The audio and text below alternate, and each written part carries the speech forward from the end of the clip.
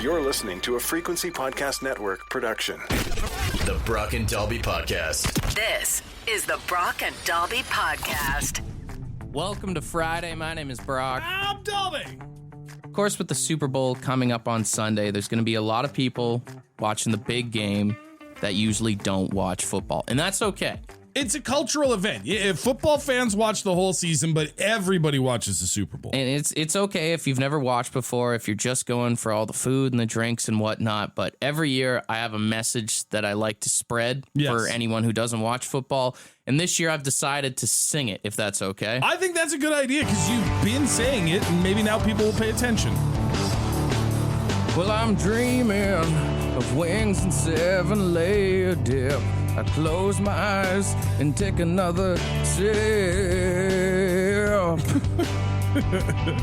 You don't know the rules, that's totally fine with me. I hope you have yourself a really good time. But there's some rules here I think you ought to know by now. Please respect that some of us actually care. So take your story about working your hands, save it for halftime. That's all that I want. Can you shut the f*** up? We don't need your commentary. Just eat your wings and enjoy Bad Bunny. That's it. You're allowed to have fun. You're allowed to be there. Enjoy the game. We know you're only there for the halftime show, but do us all a favor and just shut the hell up, okay? From God's heart to your lips to the people's ears, brother. I don't mean to be rude. I'm just being honest. It's not rude. They're being rude. They're the problem. Thank you. This is the Brock and Dalby Podcast. I want to say thank you for all the kind words about my Super Bowl song there. Really did seem to strike a chord with a lot of people who Spoke wish to a lot of people, yeah. people would just shut the hell up. Don't be that guy that's just talking throughout the whole game, all right? We hope everybody enjoys themselves, but I think Super Bowl parties, there's a lot of pet peeves. There's a lot of don't be that guy kind of moments, you know? Yeah. Like, I'm thinking about, like, there's always going to be a food spread at any decent Super Bowl party. Don't be that guy who just stands at the food table. The hover guy? Yeah. Just listen. You're making it weird for everybody else. There's enough food to go around. I mean, don't be that guy who brings a healthy dish if it's a potluck thing. Yeah. Just because you're gluten-free or on a diet, like, don't make the rest of us suffer. Also, you got to bring it home, too. Yes, you cannot leave that here. To be clear, don't be that guy who shows up with nothing. Yeah. The guy who shows up, I didn't bring any food, I didn't bring any beer, but I'm certainly going to help myself. Yeah, you can go watch the game through the window out in the front yard, bud. Absolutely. Get out of here. Also, just for like the people that are really into football, I will say, don't be that guy that's yelling the whole time at the TV. We're all here together. And relax. I get that it can be frustrating. Also, if your team's not in the Super Bowl, don't be that guy that talks about your team. Nobody came here to hear about how great Carolina was that one year. I know I already complained about the people who aren't into sports that talk the whole time, but please, if you're not into sports, don't do that thing where you go sports. Yeah. Go sports ball team. I hope both teams win. I'm just cheering for everybody to have fun. That drives me insane. Also, don't be that guy who brings your dog.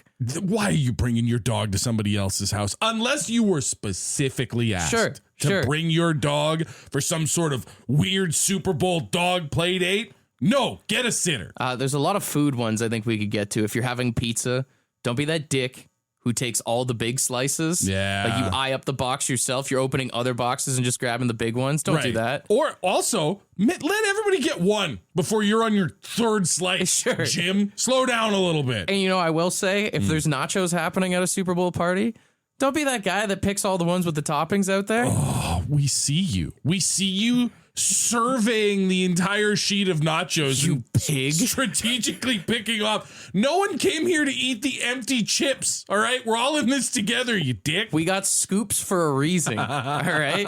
It's not about you, okay? The Brock and Dalby Podcast. So earlier in the week, we talked about how the Melania Trump movie is doing really bad. But on Amazon, there's a book called Melania, Devourer of Men that is skyrocketing in sales right now. Somehow people have confused the two, so they're buying the book instead of watching the movie. Yeah. And it's just a smut book. Yeah. It's not a good book. I asked you guys if you wanted me to buy it and read it on air, and you guys had a resounding yes on that. So I did spend the $6 on Amazon. Jackie, the receipt is on your desk. I spent 2 hours reading this 116-page book of smut here. Couldn't put it down. And so I will read you some pages. Fair warning, if there are children in the vehicle, maybe turn it down or change the station for a second. Also, spoiler alert. Yeah. For anybody who is hoping to pick this up themselves. The book is just basically about Melania going through a weird time in her life as Donald Trump first became president, moving to Washington. Okay. She's still living in New York, dealing with Secret Service, an FBI agent, James Comey, and discovers that she is a succubus. So, okay. I will start on page 101 here. If you could cue me up some reading music. Yeah, Baldy. sure. Here. Okay. He burrowed his body deep into hers. Love me, FBI Director James Comey shouted at the top of his lungs. He didn't say love me. No, okay. Love me. Tell me what I want to know, he bellowed, laboring to get the breath out, so committed to the act. What did Putin do? What did Putin do? He punctuated each word with an epic thrust. But Comey, Melania knew, would never get the answer. Inside her, the warmth had been stirring, growing. She had felt it start at her midsection. She could feel her abdomen burning, felt the rift inside her forming. She was nearly there now. Oh my God. She could see the end coming. Comey's epic thrusts continued, and she could feel him inside, growing even more. She knew that he was close, that they were both close, approaching the moment of delivery. He pounded on the finish line in sight. Tell me, he shouted, tell me. Had Comey been paying attention?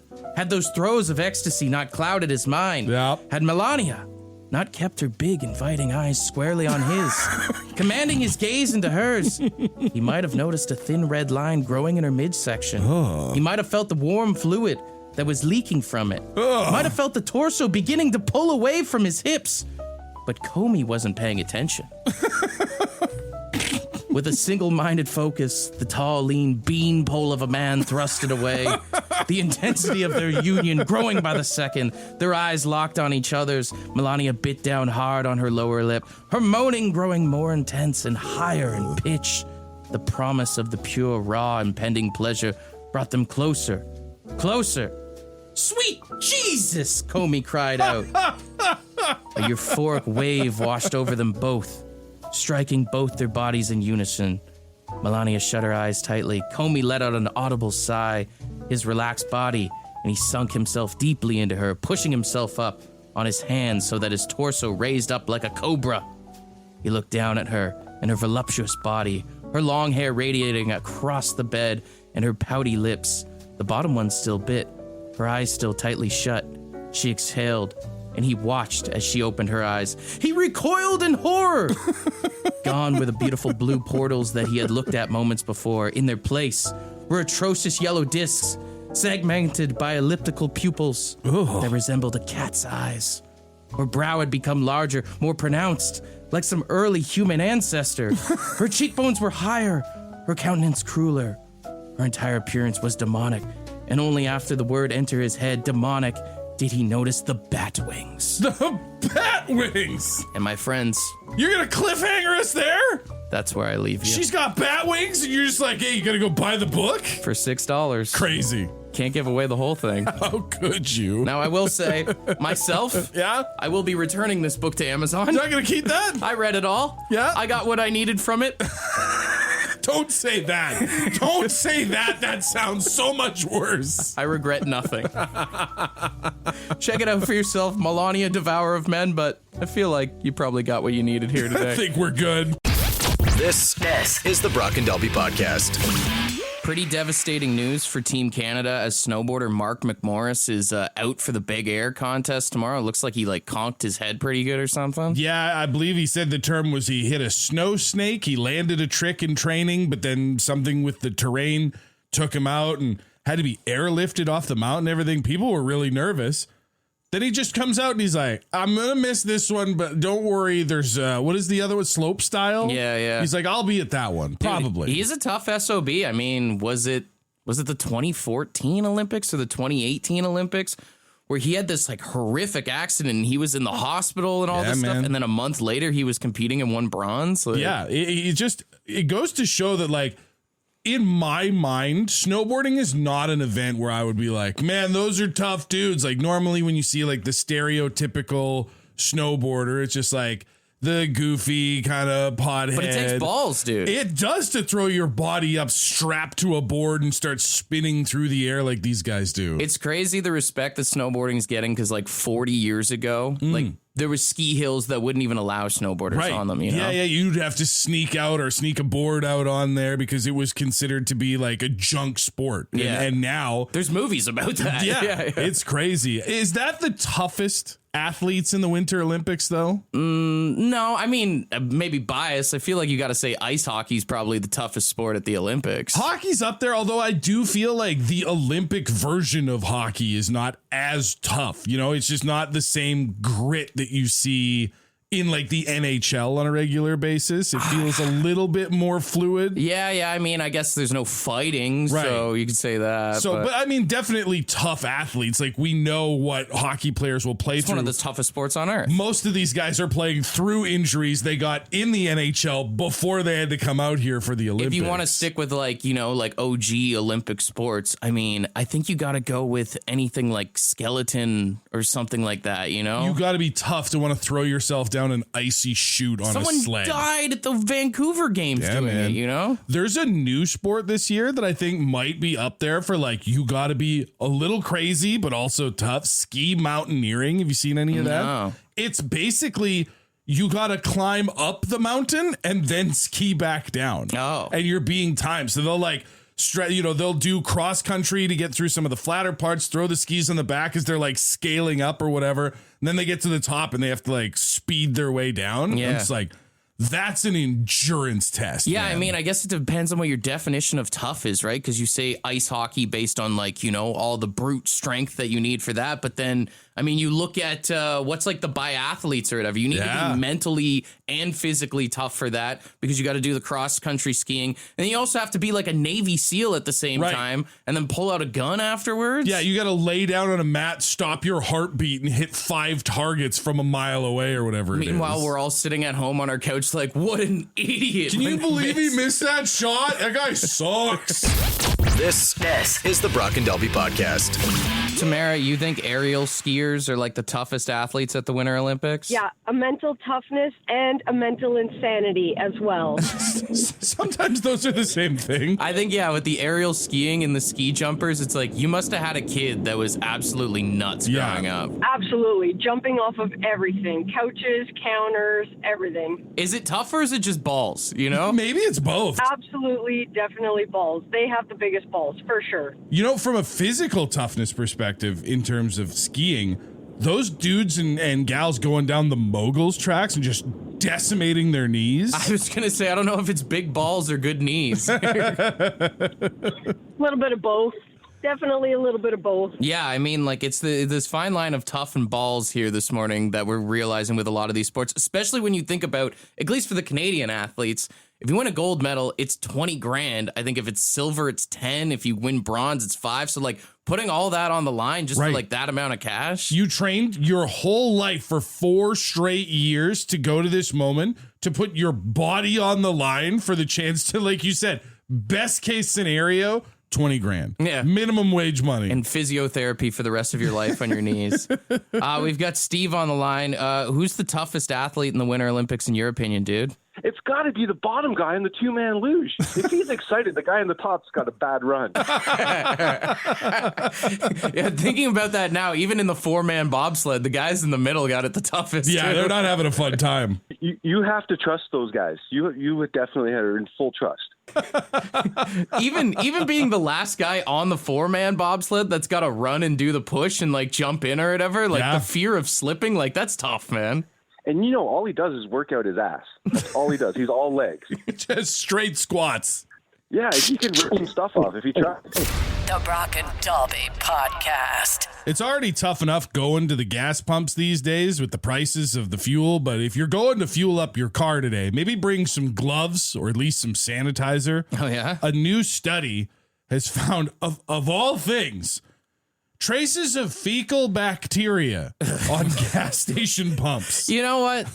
I'm honestly not surprised by that. I'm not surprised, but I am still horrified. We've talked about the studies done on people's phones, hell, even people's beards, where they're finding fecal matter in them. Yeah. You got to think about how many people are stopping by these pumps every single day. Everybody's coming in. Grab the pump, you stand there, you hold it for however long. Everything's being transferred from your filthy, dirty, poopy mitt over to the pump. Ugh. And then the next person comes along.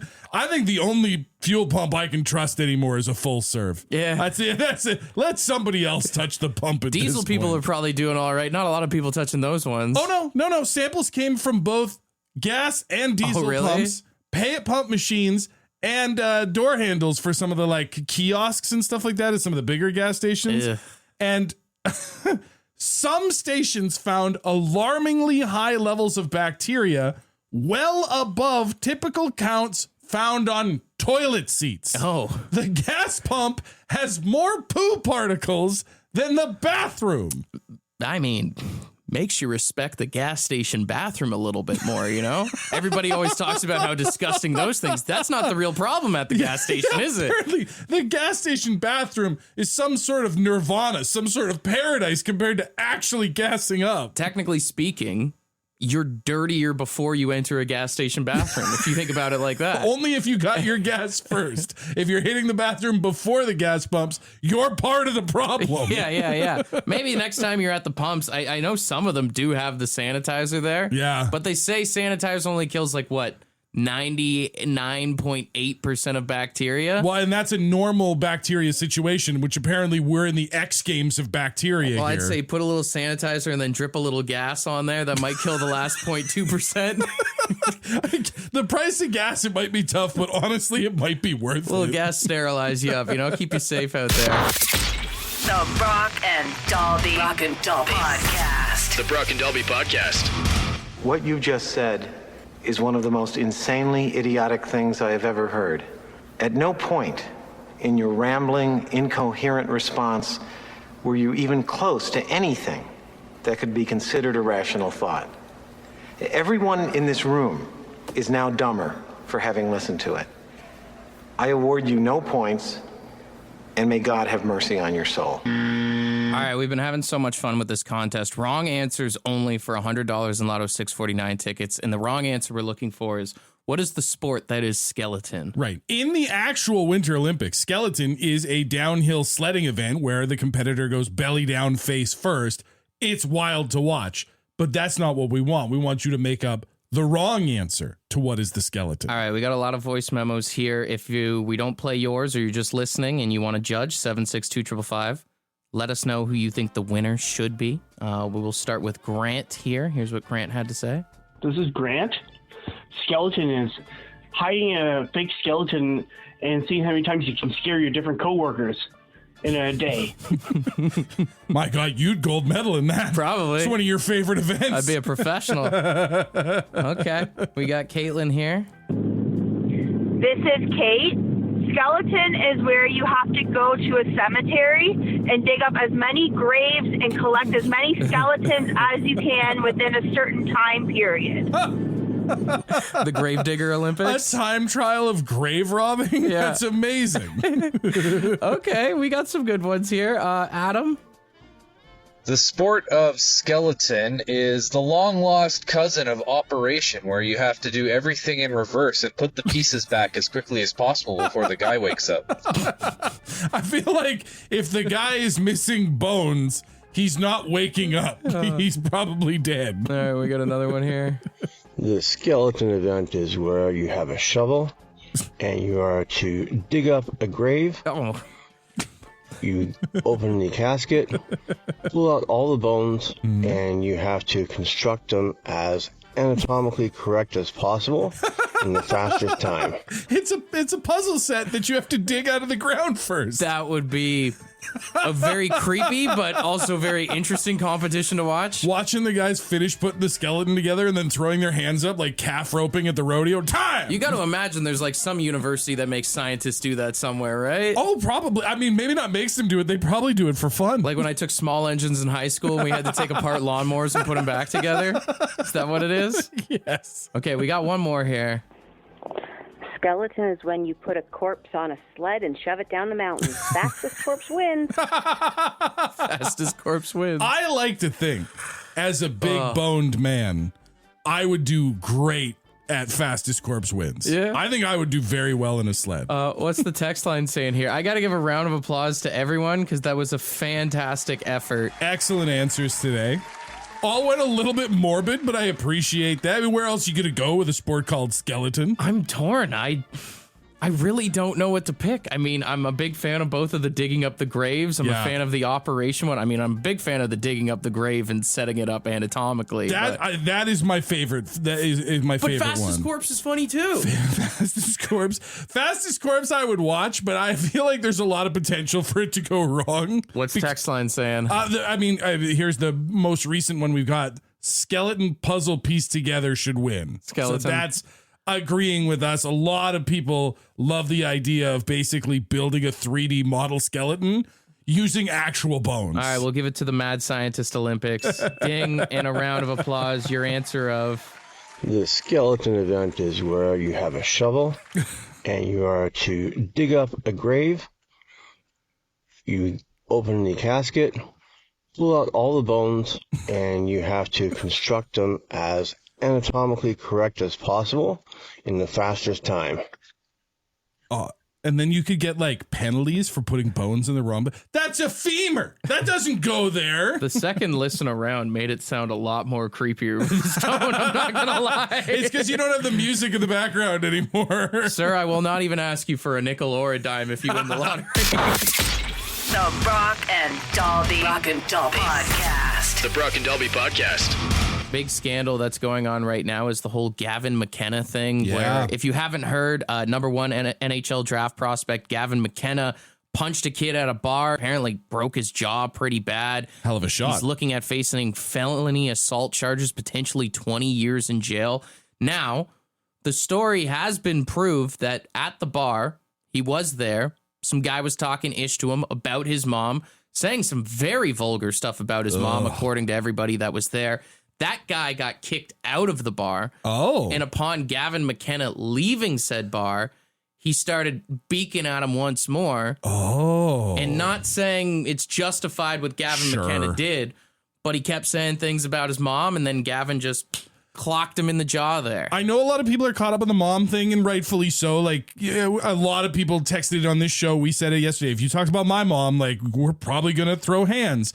But also just from the other perspective of like, if this guy got kicked out of the bar and waited out there to accost McKenna, you know that his lawyers are going to be, again, it's all about who punched first and all that. But if this man put himself in a position to antagonize and to draw violence, that could help McKenna's case. And I know a lot of people are saying, oh, worried about this kid's draft stock and all this. Honestly, if he's willing to defend his mom like that, imagine what he's willing to do for a teammate is all I'm saying. Well, I mean, listen, also, if you cheer for a team that doesn't have a top draft pick, you're like, yeah, let him fall. I hear he's pretty good at hockey. I don't think the Leafs have a first-round draft pick, so we might be getting McKenna. The Brock and Dalby Podcast. The Brock and Dalby Podcast.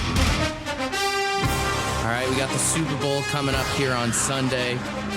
One of the biggest days of the year for people who like to gamble. Absolutely. This used to be when I was in full degenerate mode. This was my Christmas. This is where I got the most excited in the whole year. I always love looking at the prop bets. I mean, of course, you've got the classic ones. What's the over, the under on the anthem? Sure. What color will the Gatorade be? That one goes as old as time. The coin toss as well, right? That's the easy one. But there's always some wacky ones every year. Like this year, there's a matchup of, will they mention that it is a Mike versus Mike coaching matchup? Oh. As both coaches are named Mike.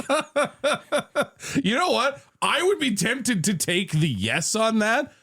As two people who work in broadcasting, sometimes you just got to fill time, and you'll take any little nugget that you can. There's a bet on will they say it and how many times will they say it as well. Okay. There's a bet on what San Francisco landmark will be showing first, the Golden Gate Bridge or Alcatraz. I feel like Golden Gate, obviously. You gotta take the bridge, but I bet the odds are terrible. There's some cross sports bets actually. Like you can bet on what will be higher, the first half score or Canada and the US's medals combined at the Winter Olympics. Oh, I think you got to take the Olympics on that medal one. count for sure. Yeah. You can do total TDs or medals for the U.S. men's alpine skiing team.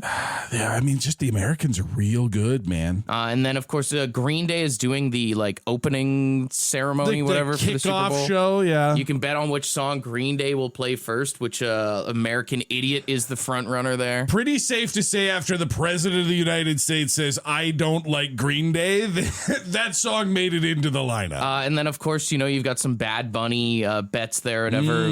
I don't know any of his songs, but you can bet on what song he's going to play first. And then, of course, I'm pretty sure they have this every year for everyone who does the halftime show. Will Bad Bunny expose a nipple during the halftime show? Every year since Janet Jackson and Nipplegate. You got to just, maybe. I think out of the last dozen or so halftime performers, Bad Bunny probably the most likely to have a prominent nipple out. You don't think Billy Joe Armstrong of Green Day is going to show a little nip action? I think he's too old. He's too old in the game. Nipples on TV is a young man's game. I think that would be the move for Green Day. You start off with American Idiot, then bust out a nipple. No, you hang dong. Oh God! Yeah. On the pregame show. Yeah. Wild move. You really want to be punk rock? Wild move. You really want to be punk rock? That's how you do it. Want to be a part of the podcast? Leave a message on the Bad Line. The Bad Line is the answering machine for the Brock and Dalby Show. To get the number, text the word BAD to 762-555. Thanks for listening to the Brock and Dalby podcast.